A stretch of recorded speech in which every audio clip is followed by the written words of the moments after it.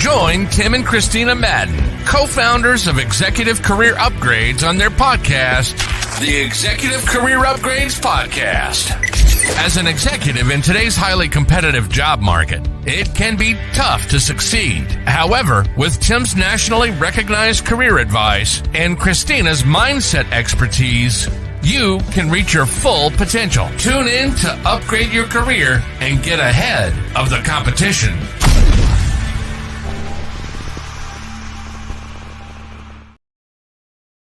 All right, I believe we are live. Let me double check. We are live, everyone. Hey, hope everyone is having a great day today. Hey, welcome to the Executive Career Upgrades Podcast with your host, Tim Madden. Hey, the beautiful Christina Madden is on a little getaway right now, right? And hey, if you don't know who we are, we help those targeting six figures and multiple six figures, right? How to land, how to retain, right, the job and money that they deserve in the marketplace. And additionally, with all things career, right? Because once you get the job, you have to keep the job. And once you keep the job, the goal would be hopefully to get promoted at the job, right? Hey, we go live each week inside the Executive Career Network, which is the fastest growing career network, to my knowledge, on the internet. So come check us out on Facebook. Over 12,000 directors, VPs, and executives in the job market here in America. And as always, hey, to our friends on YouTube and LinkedIn and in the Executive Career Network, I will be monitoring the comments. And lastly, before we really get started, hey, if you get anything out of this episode, do us a favor, leave us a review over on iTunes, Spotify, or anywhere else on the internet. We appreciate you. And as always, hey, if you need help in your career, it's Q4 right now. If you don't know, this is when companies are hiring the most statistically each year. So if you need help, right, landing the job and money you deserve, go on over to execupgrades.com/podcast. So without further ado, we have a special guest for you today, ladies and gentlemen. So let's get started. Episode 103, Breaking the Glass Ceiling. Hey, empowering women's to soar. So let's bring on our special guest. Hey, we have special guest Connelly Taaffe here with us. She's a leadership coach, a TEDx speaker. She's a Kellogg professor, board director, and author of the mirrored book, Break Through the Hidden Barrier that Locks Successful Women in Place. And she's been an executive at Fortune 50 companies. So no one else, I think, is better to speak on this matter with you. And Ellen, before we get started, I saw this quote that you had shared on social media, and it says, "My advice is not to change the amazing results-driven leader that you are, but show more of yourself and motivation to others." How do people start doing that? They do it in little steps at a time. I mean, sharing who you are, what motivates you, your why with your team is a great way to stay connected, especially if you're incredibly driven. And sometimes, in particular with women, that people are looking for that warmth. And you can share it with what you're motivated about. So Thank you for looking up that quote. Yeah. It caught my attention. Well, because one of the things I want to see, right, is you've been super successful, obviously, throughout your career, right? Predominantly just due to a lot of hard work, right? But with that being said, one of the things that we always talk to our clients about, and this is off topic just for a second, is I noticed that you are still staying consistent on social media. And specifically on LinkedIn, one of the things I always find curious is, what is Ellen talking about? What is she posting? What is she commenting on? And I noticed that in addition to everything you already do and writing books and being a professor, you still find time to engage with other people on LinkedIn. And I know that's so powerful nowadays, right? Yeah, well, I believe that those connections that we make and that we can build, it's a way to share who we are and what's our message about. I mean, I'm certainly doing more of it as I share more concepts from my book. But I have to say, I really love it. And I love also sharing other articles or other examples of tremendous leadership, or, women supporting other women, things that, we're all challenged by as we build our careers. So I actually love LinkedIn, and I love, sharing my own thoughts and others as well. It's been a great way to connect to people. Absolutely. I couldn't agree with you more. So you wrote a book called The Mirrored Door, and my wife and I were looking at some of the details. You talk about a mirrored door representing a time when you might have been faced with an opportunity, but then you're like questioning yourself of like, hey, am I really worthy or ready for this opportunity? Can you talk a little bit more about that? Because I know that's where a lot of the times our clients kind of struggle. Yeah, yeah. Well, and your clients are not alone. Many of us struggle with it, and I think in particular, women do. And the mirror door is really my metaphor for this dynamic that so many women face, where we have an opportunity, we reflect internally and think, "I'm not sure, I'm not ready, I need to do all this other preparation." When in reality, so often it's a distorted view. And there is such an opportunity to move forward into action. That's really where all the growth is. And, it's supported by all kinds of research where women in particular are waiting for, I need to have 10 of the 10 skills listed on the job posting. And we really need to understand that's the company's wish list. So being able to move forward into action is really an important thing. So I'm trying to raise awareness to that. And, this view that we have to open the mirror door before we can get anywhere close to the glass ceiling. Absolutely. Why do you think, this is a question I was always find curious, and I'm going to make a general assumption here that I might regret later, right? But when we talk about valuing yourself, right? I see that almost a lot of high achievers just in general have this problem. And I think, and then a tremendous amount of women have this problem. Why is that? Why is it like that someone else can see the abundance of value, but when you're looking internally, you're like, I just don't see it? Yeah, you know what? There are multiple layers to it. To your first point, high achievers are used to achieving a lot and having that success, and they're likely to go on to another opportunity that they don't know how to do yet. And that's an uncomfortable situation when you have mastered something previously. They said, there's research that says 70% of high achievers have imposter syndrome. And I think it's just a sign that we're stretching into something new. And of course, we haven't done it yet, and that feels uncomfortable. And sometimes it plays out as feeling like the imposter.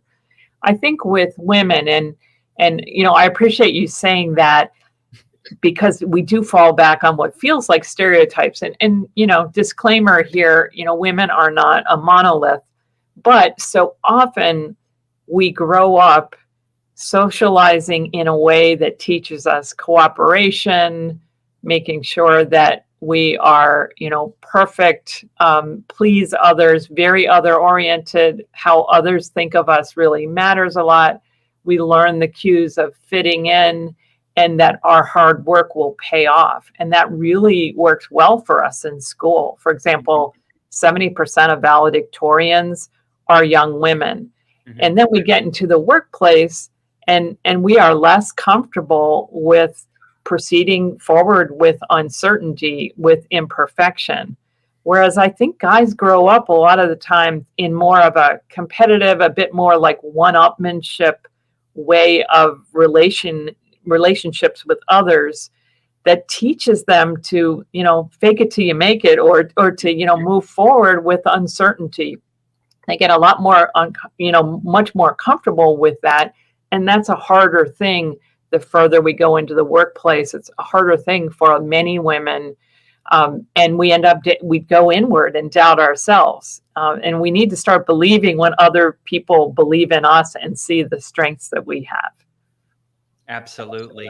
I saw a quote recently that just talks about successful and non-successful people. I think it was a Georgia Tech football coach, and he said, the successful people will work harder than anyone and still worry like they're not doing enough, right? And then you could already understand the opposite dynamic there. And I was like, that's so true, right? Yeah, absolutely. And then for the high achiever, we're talking about just continual success. And yeah. So what, in your opinion, right?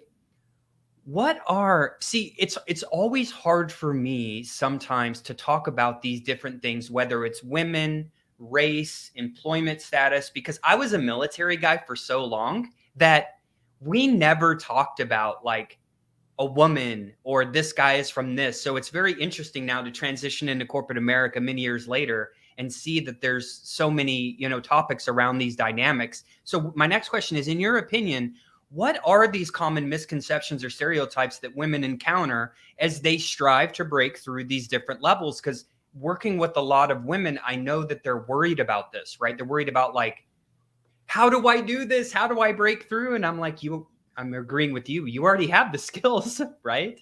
So why do you think that is, these common misconceptions or stereotypes that they encounter?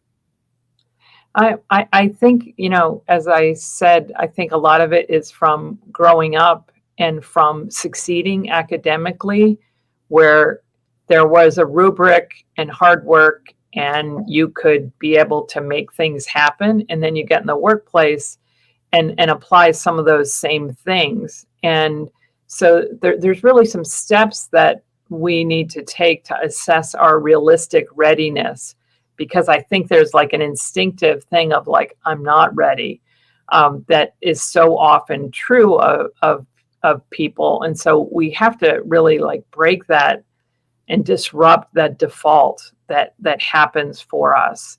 And so, those are some of the things that I recommend in the book, because I think we can fall prey to things like over preparation on our way to trying to be perfect. And the misconception there is that you have to be perfect, and you just can't be. And so what happens is it can hold us back from making decisions in a timely fashion with limited information, and a lot of things that happen as expectations rise for us in organizations.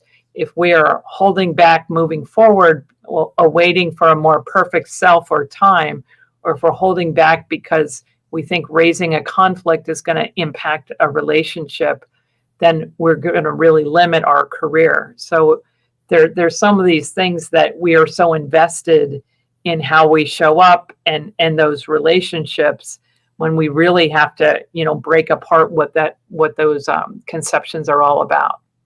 Yeah. Follow-on question. Mm-hmm. Specifically women, right? We know that it can be overwhelming because some of the things you said is upbringing is kind of like, don't rock the boat. But again, if you want to get to the next step in your career, it's typically going to be uncomfortable. So if you've been, trained to like go with the flow, don't, those type of things, but then you get to the first encounter that's extremely uncomfortable because essentially you have to go against anything you were taught. I can only imagine this is so overwhelming. Do you have like, just, this is the first step? It could be part of a 10-step process in your book, but what is really, if you have advice for some women specifically that are listening, what is the first step of like, I'm overwhelmed, I never wanted to rock the boat, I do want to have a successful career, but every time I start to do it, I start getting uncomfortable. So what's the step one here for these women specifically? Yeah. Well, I think that when we learn not to rock the boat, it's really about others' opinions and this other orientation that I think, girls and women are more trained to believe is so important. And what's good about that is it gives us a lot of strengths. We are strong at building relationships.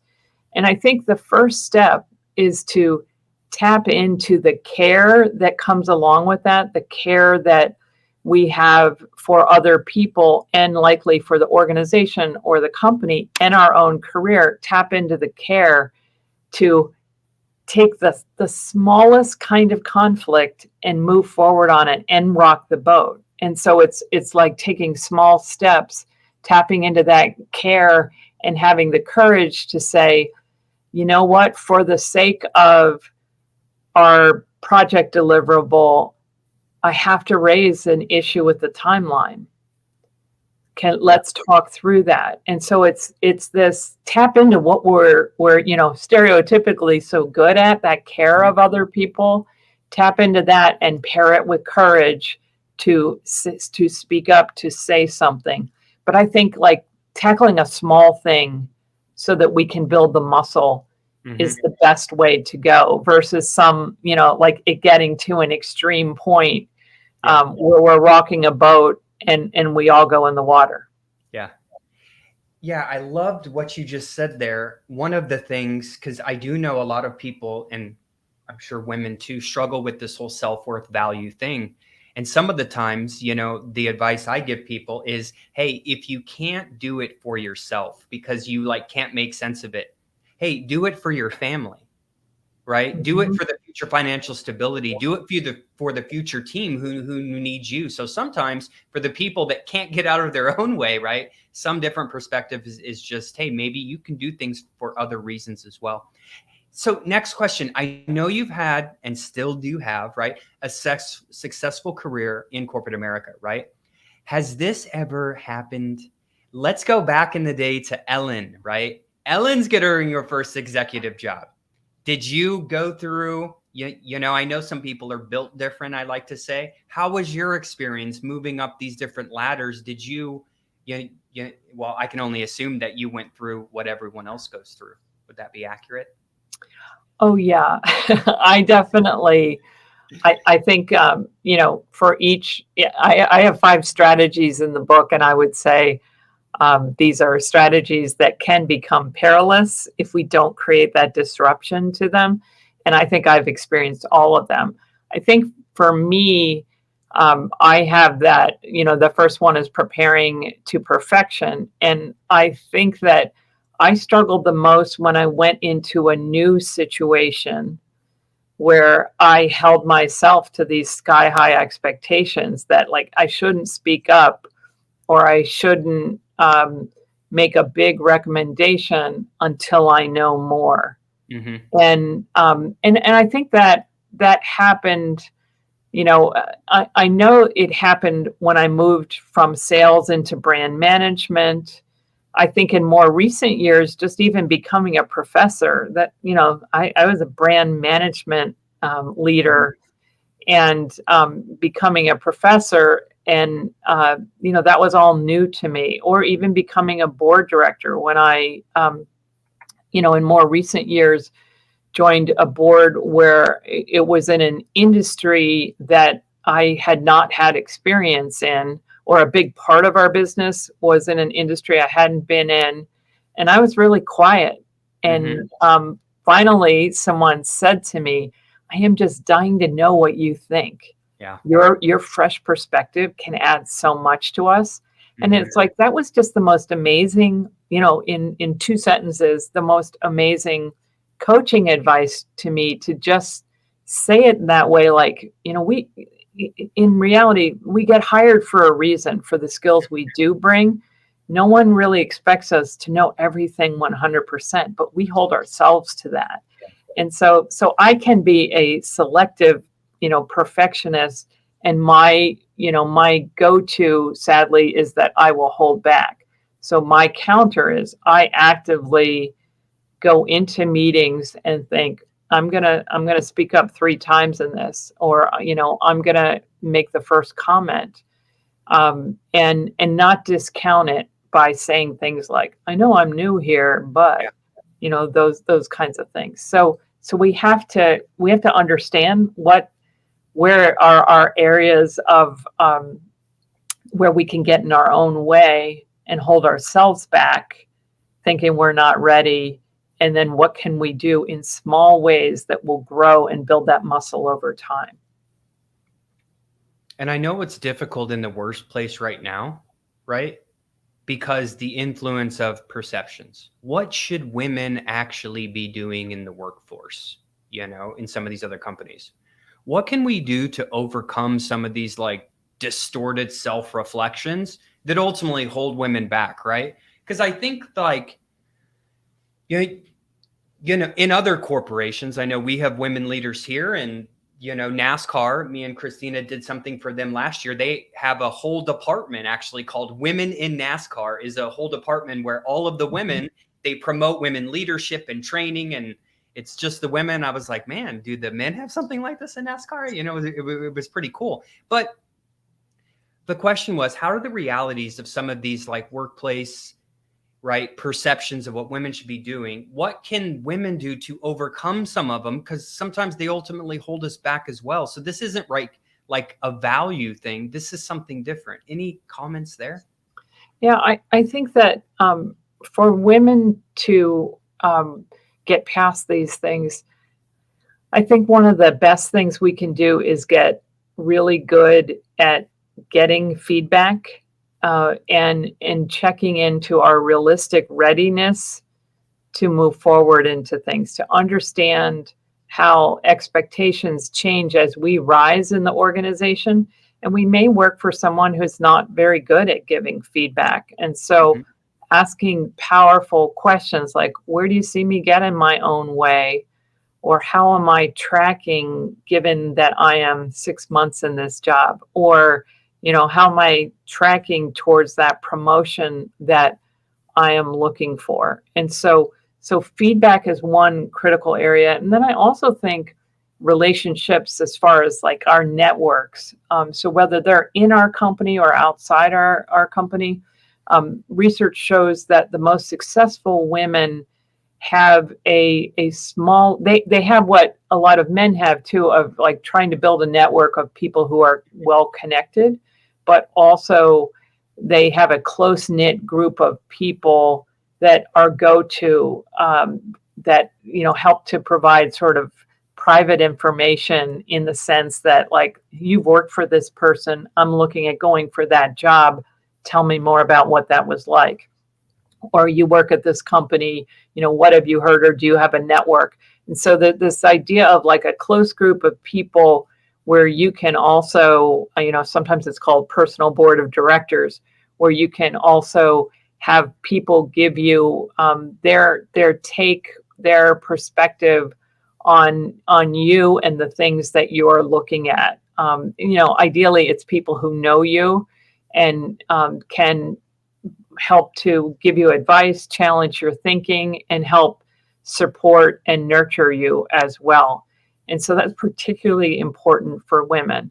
The last thing I would say is it's important that we speak up when there are, outdated policies or there's things that are biased. And that's where we really need our allies also to help speak up if someone's getting feedback or pushback that would not be given to a man who said the same thing.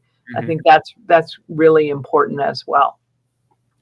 So a lot of what you said there was essentially be a good, effective communicator. It's going to serve you well throughout your career. So you were saying you're right too, with the boss, the feedback, sometimes people don't know the specific, when they have those like, it's hard to get feedback from my boss. It's really the quality of the questions, just like you said, where sometimes when you phrase it a different way, you finally get that feedback that you need. But if you're don't know good questions, effectively communicating, and you also said building a network, that's something we talk about all the time inside of our programs here. And so many people kind of don't take the time to do. And it's hard in your career when you're rising to the top, it's almost impossible to get there without knowing and having advocates. But let's go to the next one I have for you. So it's 2023, it's Q4, right?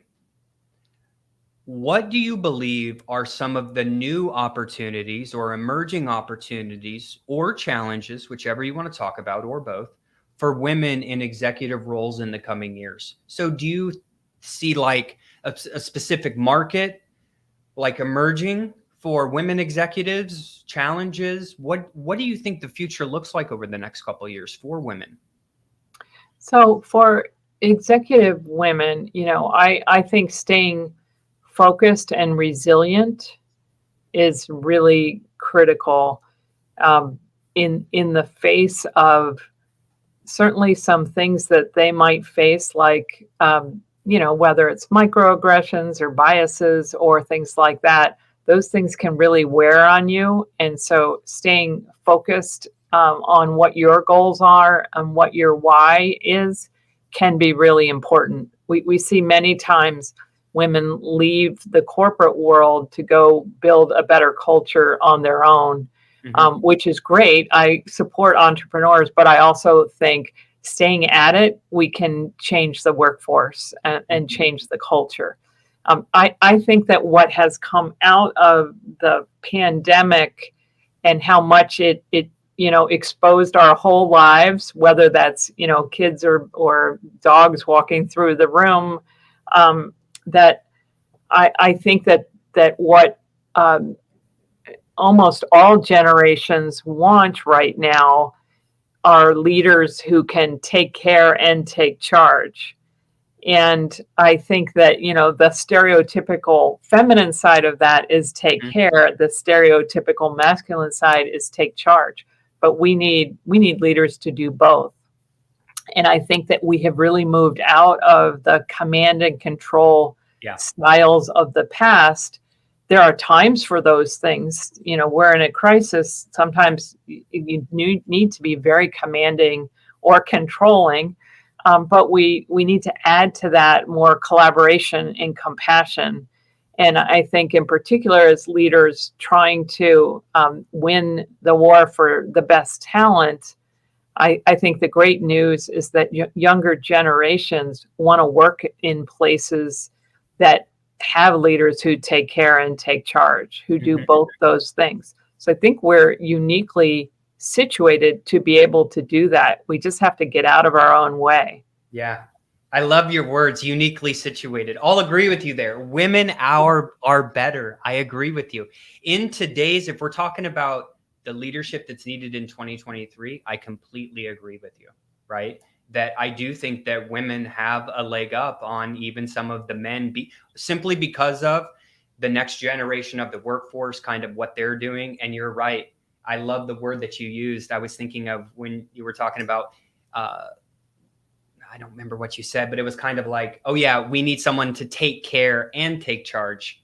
And I was thinking, it made me think like, this is not wartime right now, right? We don't need to command troops. We don't need to do anything really, unless the company's falling apart. That's really the only time you may need that to get it back together. But everywhere else, that was a really good analogy. So thanks for sharing that.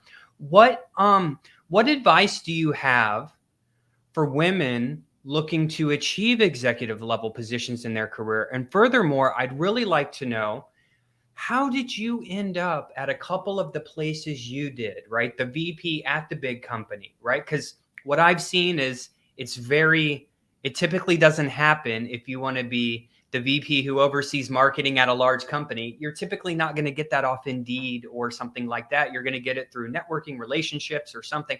How did you get your kind of higher level positions? Did someone tap you on the shoulder that you used to work with, or did you just put in an application? Did you network? How did you achieve some of these higher level roles?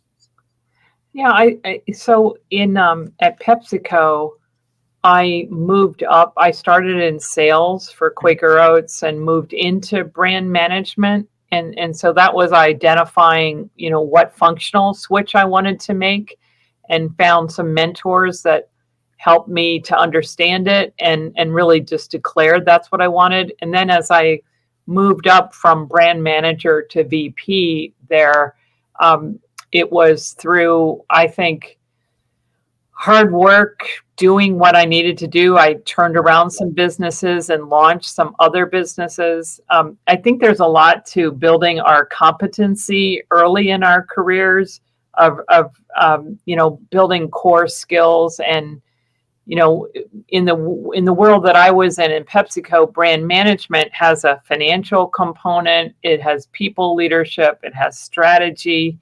And there's, particular skills in the world of marketing.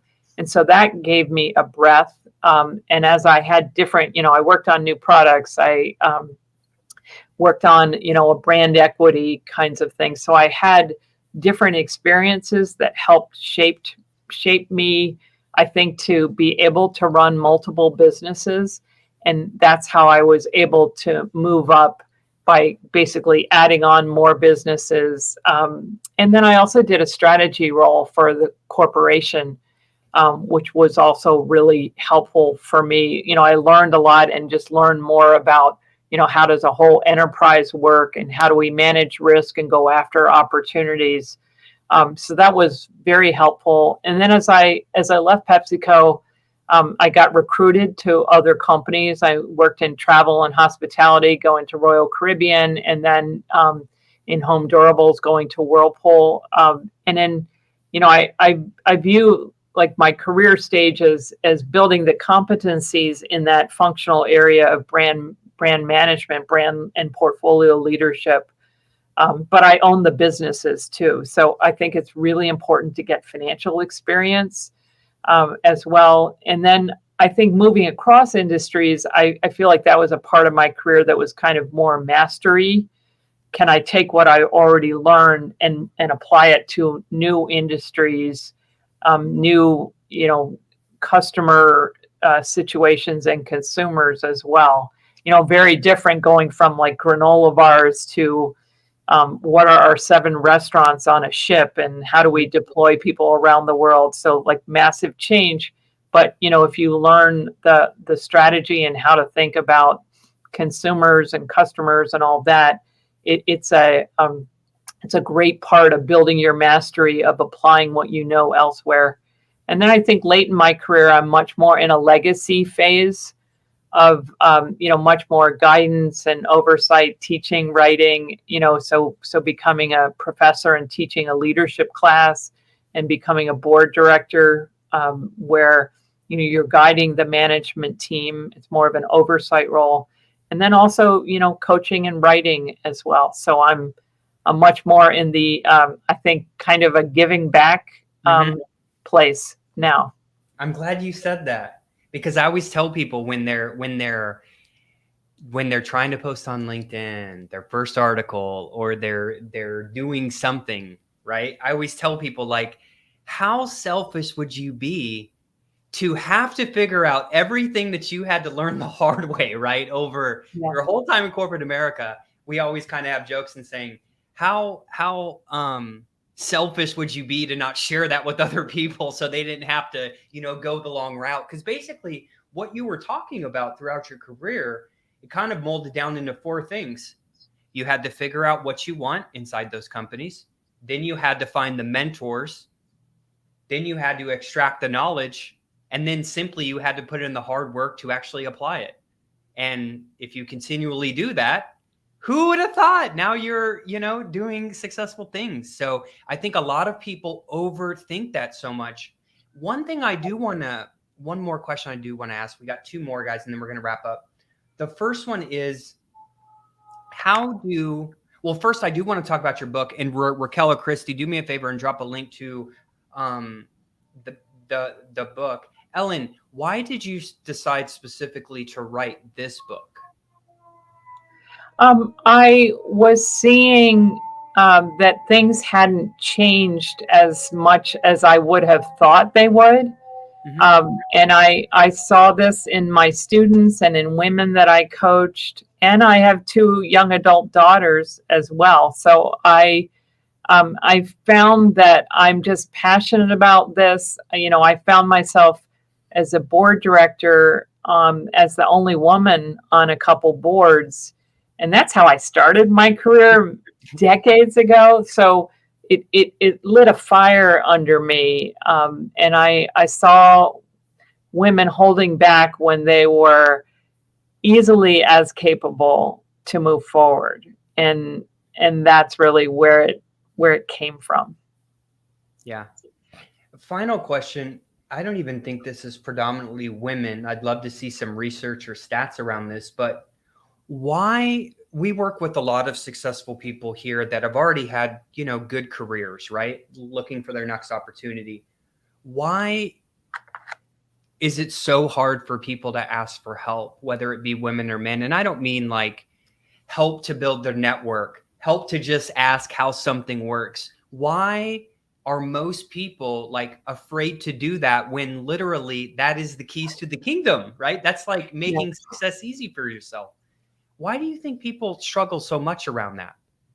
Yeah, I think we have a crazy notion that asking for help means that somehow signals weakness, Mm-hmm. and it actually signals strength. Yeah. Because it's a way of, here's what I know, here's what I don't know.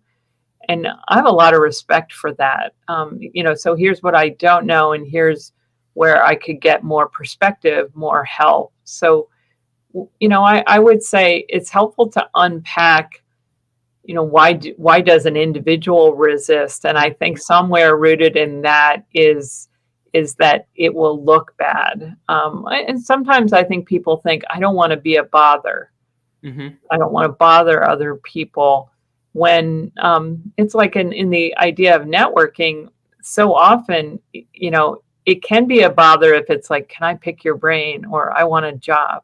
Mm-hmm. But if it's, tell me your story about, how you, Mm-hmm. how you found supply chain, or, whatever, asking about someone's story, that's a way of asking for help so that you can learn, boy, is there something about that appeals to me, that's a, career idea for me, or what's it like to be a VP at this company.